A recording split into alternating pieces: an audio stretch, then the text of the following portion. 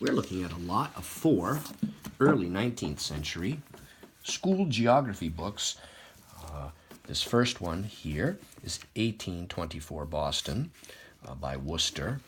A great woodcut there of the United States Capitol, Washington, D.C. And you'll see here are the contents. What's interesting when we look is we see Michigan with Northwest Territory, Arkansas and Missouri Territory, Western Territory, but you'll notice, of course, there's no Texas here, and Western states do not exist at this point.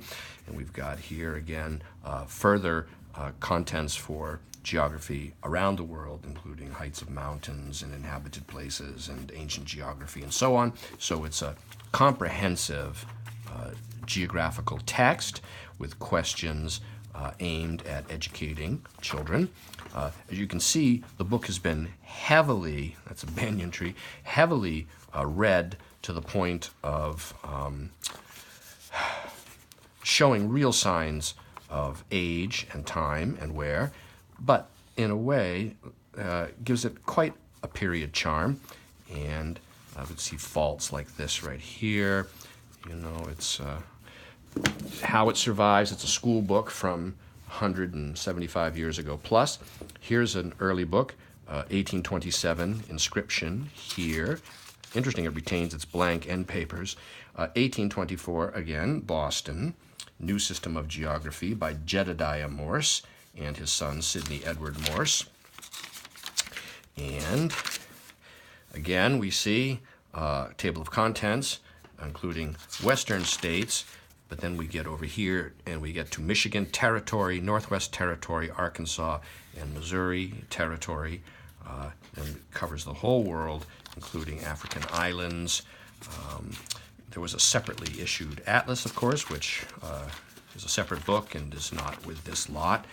And so that's how this survives. Again, appears to be complete, but showing signs of some staining and age and handling, but still in the original binding, marbled boards, leather spine with this contrasting title label. Now this is a very interesting book.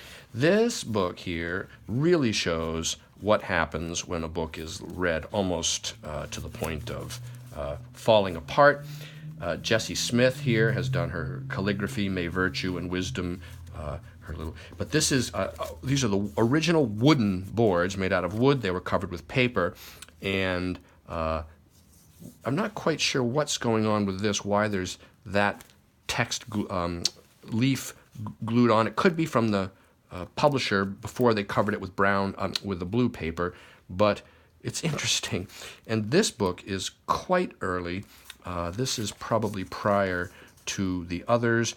Let's see here what it says. It says in the 32nd year. So right, this is somewhere around 1808 or so, I believe. And the text appears to be complete, but my goodness, look at it. It's read right to the point of... But it goes to show you how, when a book was bound at this time, boy, I tell you, that binding is going to last just about forever. Like, the binding is not going to fall apart no matter what you do to the book. And in here, what we do see, if we start heading westward in the country, is we'll get into territories like Mississippi Territory here, Spanish provinces of East and West Florida, Mexico and New Spain, which would be, of course, today California and Texas and the entire American Southwest. Yeah, very interesting. And so this final book is this kind of blue paper covering what are almost certainly wooden boards underneath here. And here we have an 1817 inscription. And this is 1814 Greenfield, Massachusetts. But look at this, Northampton, Massachusetts. Nathaniel Dwight, well-known name of geography at this time. Preface is dated 1795. George Washington was actually alive then, of course.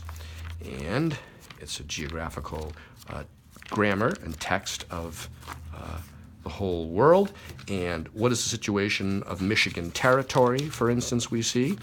Mississippi Territory, Spanish America, Louisiana, and so on, New Mexico and California. That would be the upper California, Northwest Coast. Interesting. This group of 4 early American geography books is now available online from me, Brian DeMambro.